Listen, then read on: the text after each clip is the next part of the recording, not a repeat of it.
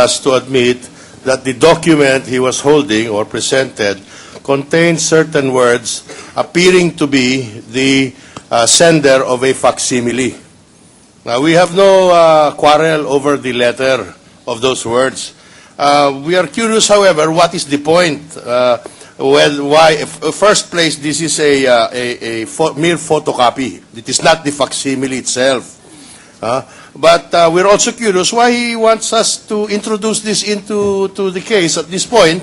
The pleading is not has no relevance to the SALN or to the issues conveyed to us by the court yesterday.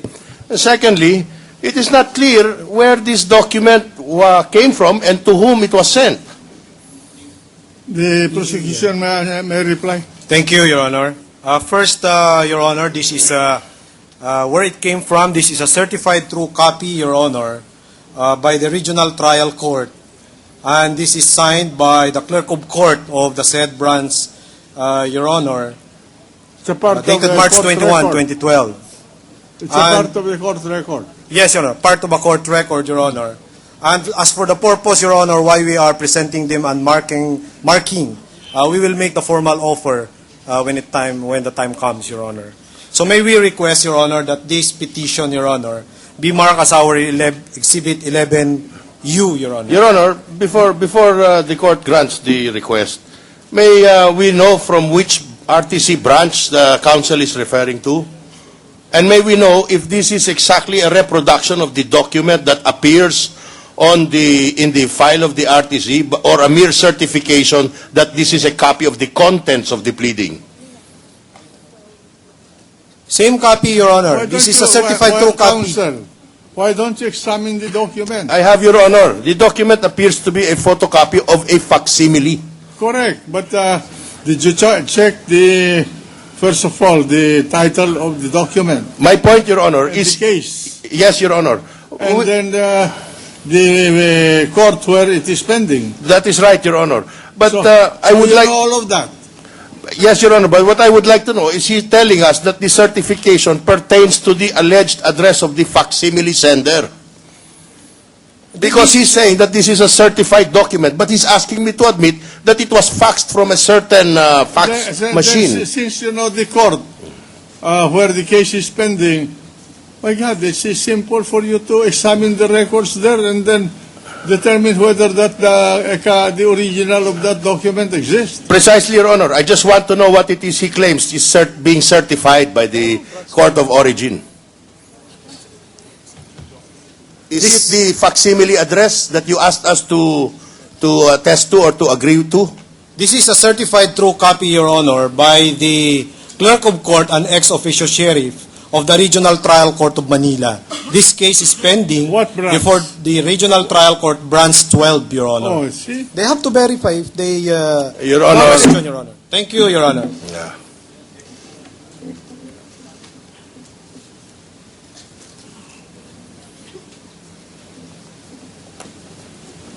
Sheriff, nabanggit niyo po kanina at nung tanong ng abogado ng depensa na pagkatapos po ninyong maibenta ang shares of stocks ni Raimunda Basa at ni Jose Maria Basa III ay nagbayad si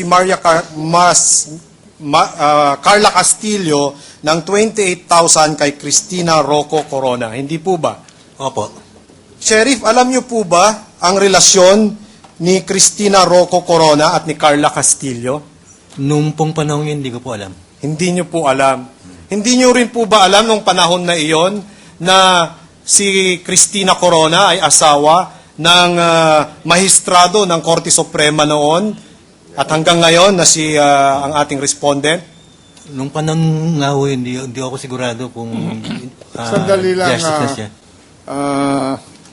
Mr. Counsel, at meron lang linilinaw ang korte sa testigo. Nung bang ipinagbili mo yung shares of stock na ilan yon? Ilang aksyon ng corporation? 4,839. Ang presyo ay 28,000, di ba? Opo. Ngayon, nung ipinagbili mo yon, nandun si Cristina Corona. Opo. Yes, Your Honor. Umobject ba si Cristina Corona? Hindi po nag-object si Mrs. Corona. Hindi. Hindi po, Your Honor. Samantala, tinatanong ng husgado ito sapagkat ayon sa tseke na tinanggap niya bilang konsiderasyon doon sa pagbebenta ng lupa ng Basa Guidote, ay siya ay trustee ng korporasyon. Alam niya na ang linalaman ng korporasyon na yon ay 34.7 million pesos. Bakit pinapayagan niya bilang trustee ng korporasyon na binibili ng isang tao yung 90%, more than 90% ng korporasyon for 28,000 pesos. Samantalang ang judgment na dapat sagutin ng shares of stock ay half a million. Ma-explica ba ninyo yon? Hindi ko alam kung bakit ganun po. Hindi mo object yung trustee. Hindi mo object si Hindi po. Cristina Corona. Hindi po. Doon sige. sa 28,000 na amount po, hindi po.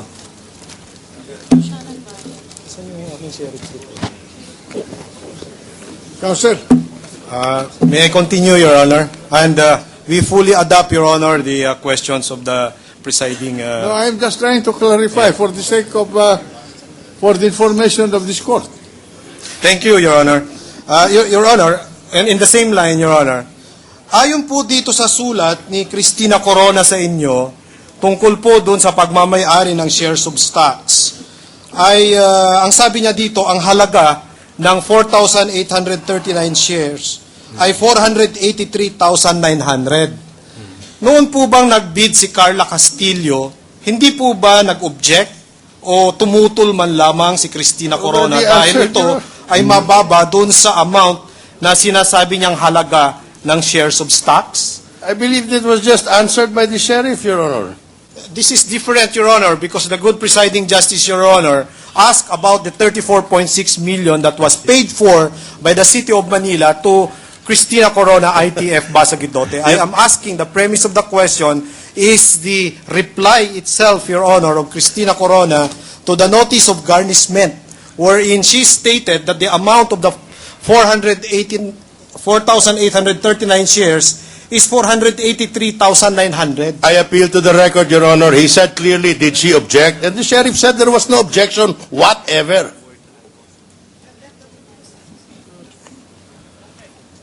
Is it the position of the counsel for the respondent that the trustee of the corporation did not object? That is right, Your Honor. That is what the witness testified.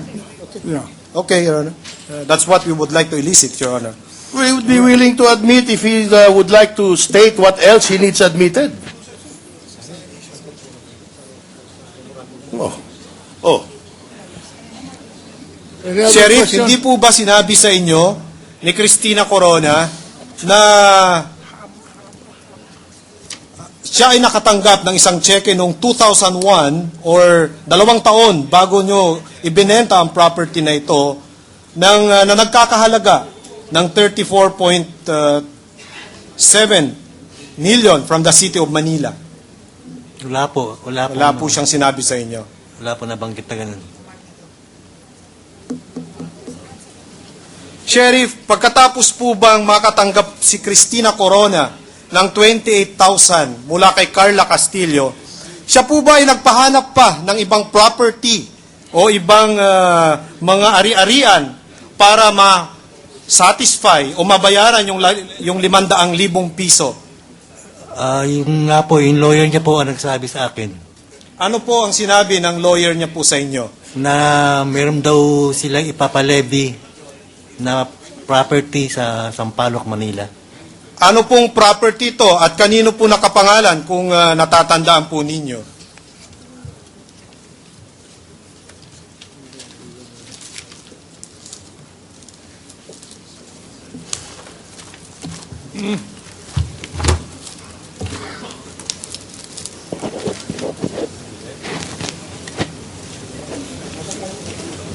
Ang property po ay nakapangalan kay Jose Maria Basa III. So mayroon pa ho kayong ginawa at ito ay ang paglevy ng isang property. Ito po ba ang transfer certificate of title number 194782 sa pangalan ni Jose Maria Basa III, Admitted, married to Your Honor. Raimunda Basa? We admit, Your Honor, that that was the property additionally pointed to for the satisfaction of the writ of execution. Pagkatapos niyo pong may levy itong property na ito, Sheriff, ito po ba ibinenta rin ninyo ng public auction? Hindi po na auction po. Bakit po? Kung ano man ang kadahilanan? Dahil nga nung makakuha ako ng kopya ng certified true copy ng title, mayroon nung may affidavit po ng may affidavit po ng adverse claim. Pagkatapos po, tinanong ko po doon sa lawyer nila na kung pwede malaman ko yung halaga nung lupa para malaman ko kung baka ma-overlevy ako. At yun din ang dahilan kung bakit ako nakagawa ng return kagad dahil nga after a few times na nag-usap kami, hindi na kami nakapag-usap ulit. Kaya honestly, kaya nakalimutan ko na gumawa ng return dahil doon. Dahil sabi ho nila, ipapa-levy nila. Nung na-levy ko na hindi na kami nakita. That's why, doon sa return ko, dapat ipagsasabi ko na lang po yung reality, yung levy ko sa titulo, saka yung sa auction sale. Sige po. Salamat po, Sheriff. Opo. We have no further cross-examination questions, Your Honor. We would like to mark Exhibit 179, Your Honor, of the defense as our Exhibit 11V, Your Honor, as in victory. Ngayon, Ginong Sheriff, yung judgment na ine-execute mo, ang total ay 500,000, di ba? Opo. Yung ba ay nabuo na nabayaran? Hindi po. As of now, yung bayad lang po yung 28,000 pesos, yung halaga nung nabid na shares of stocks po. Yun sa lang, basag. yun lang ang na-execute. Opo, as of now po. Ay, yung lupa, hindi. Hindi pa ho na-auction yon kasi nga po, hindi pa ho ako sinagot ng lawyer nila noon. Kung magkano ho talagang halaga ng lupa para, kasi po, baka po ako ma-overlevy. Kaya hindi ko pa ho ino-auction. Saka, meron pong affidavit. Bakit mo hindi tinasahan ang presyo nung pinagbili mo na aksyon, nung shares of stock? Hindi mo biniripay ka, tinanong, pinag-aralan. Yung tunay na presyo nung pinagbili na shares of stock.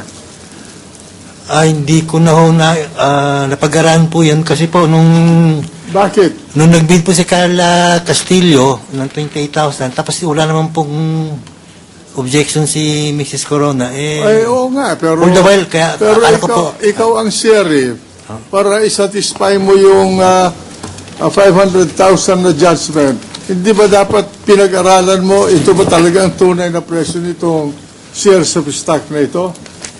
Bakit hindi mo ginawa yun? kasi po, ang